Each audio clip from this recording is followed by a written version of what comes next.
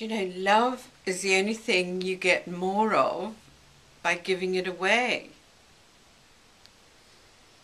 The more love you give out to people, the more it comes back to you magnified. Guarantee it. I've seen it happen. I know it's happened. Happens to me all the time. The more love and kindness you give to others, the more it comes back to you.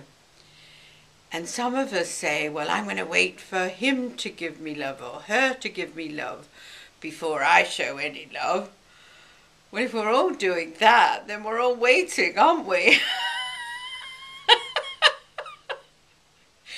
You know, we live in a world which is mostly not love. And when I was born, it was really in the dark ages, and there wasn't any love to be seen at all. I thought God, I used to pray to God. I said, you've put me in the wrong spot. Take me away. But I was in the right spot because I learned what love wasn't. It frightened me to death, and I felt rejected and unloved and unwanted and unworthy and living in fear. But I learned what love wasn't, and I didn't understand why they were doing it. Why would you want to live like that? It was a mystery.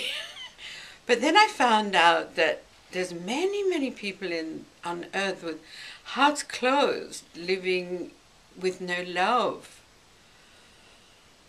And you can see in their bodies and living in pain and suffering. You know, have you ever been to a restaurant and seen a couple not talking to each other? It's painful.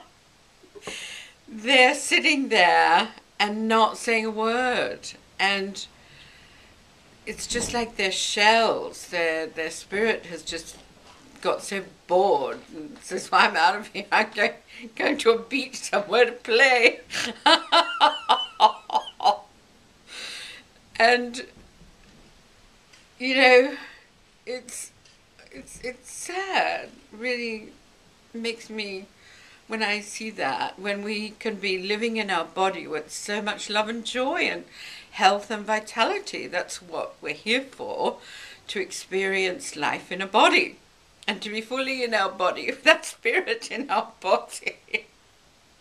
Instead of walking around half dead. I mean, wait till you die and then your spirit leaves, you know, and you can leave your body here. So, this feeling of being unloved and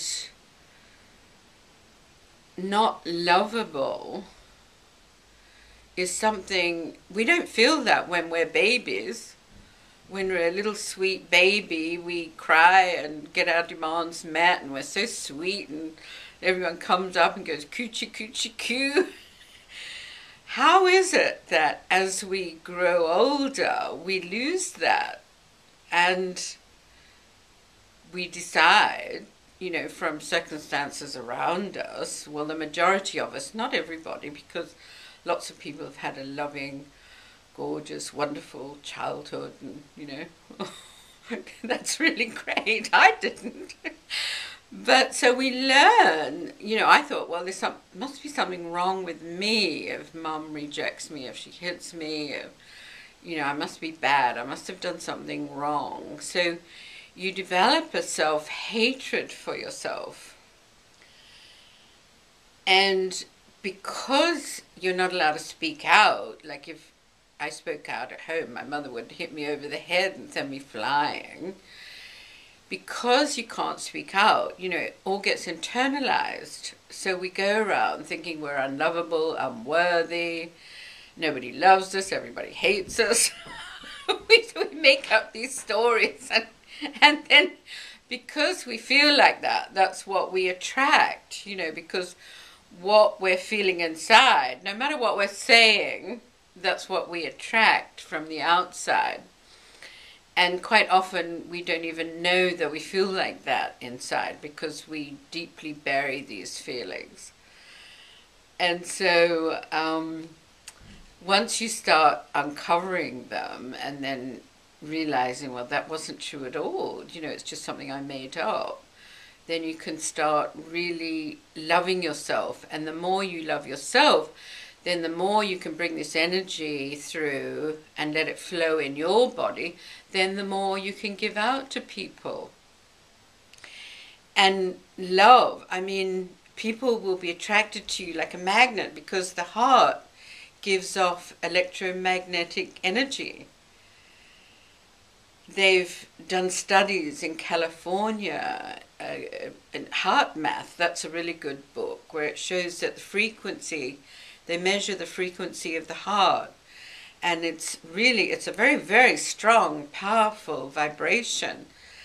And people who are charismatic, they have a very open heart. Like Jesus, his heart was totally open, and he just loved everybody and accepted everybody and himself. He was pure love. He walked to love, he talked to love, he lived to love.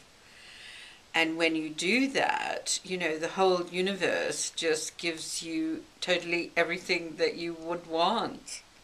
And it may not even be for your services, because one morning I'd just woken up and there was a call from this lady asking about what I did, and I could feel that she was very, uppy poppy, and my name is Lady so-and-so. But I could see her in a car, and I could see that she actually lived in a car. I had this psychic flash. And I said, look, just come to my house right now and I'll see you. And she says, I don't have any money. I said, I know, just come right now and we'll have a talk. And so that's kindness. And she was able to shift her life around. But she was pretending, because she didn't want to tell any of her friends she was living in her car. I mean, how sad is that? And here was a woman who had everything, and was so afraid, because she had to keep up her appearances, that she was living in her car. And so kindness goes a long way, and you may think you're giving, and nothing comes. That's not true. It totally comes back to you. The universe gives back to you in such an amazing way. So often I'm just totally full of gratitude that I'm able to do this work. I'm able to, help, because usually I'm the last stop. People in white coats are taking the person to the asylum, to the loony bin, and they say, oh, this woman called Carmel, let's go and see her before we admit you. And many people actually think they're going crazy when they start to open their hearts and open their crown, and they start hearing voices and seeing things, seeing dead people. They think they're going crazy. I say, oh, that's okay, I do it all the time. So it's good to be able to reassure them of what's happening. And I have a lovely friend now who was a client that somebody bought to see me, and she really thought she was going nuts. She was seeing spacecrafts and all sorts of things.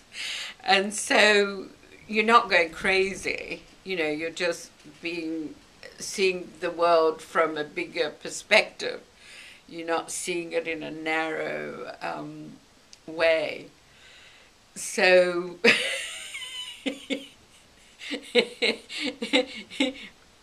if you think you're going insane, come and see me, because my mother always said I'd end up in a loony bin, because I saw colors around people.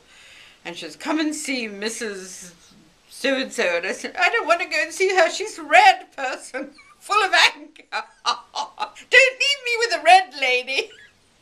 So my mother said I'd end up in a lunatic asylum, because, you don't talk about things like that. And I was making them up, and, but my joy was the Aboriginal children could see what I was seeing too. So that comforted me. And we would look at our teachers and say, oh, look at the red, look at this color, look at that color. And the teachers thought the Aborigines were far behind us, but I don't think so. they can see a lot more than any of us, and we're very tuned in to their body themselves, and they're really, really very grounded.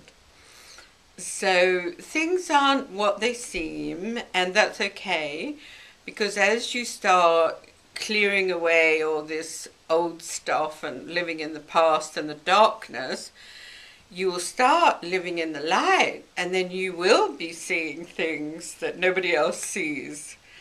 But I learned to like live in two worlds, you know. And one time I'd given a session, then I went out for lunch and I was speaking, but nobody was seeing me because my vibration was so high. They really weren't seeing me. I thought they were ignoring me. Thought, oh, bring down my frequency. And then they said, oh, hello.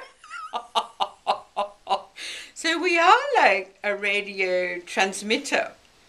And, you know, it's just on different stations. So, you know, sometimes you have to remember to change stations. So life becomes a lot of fun, and you meet amazing people. And so, you know, the dark ages are gone now. So leave them behind and start clearing up your energy. And you might be amazed what you see. And if you're a bit startled, you can ring the crazy lady, Carmel.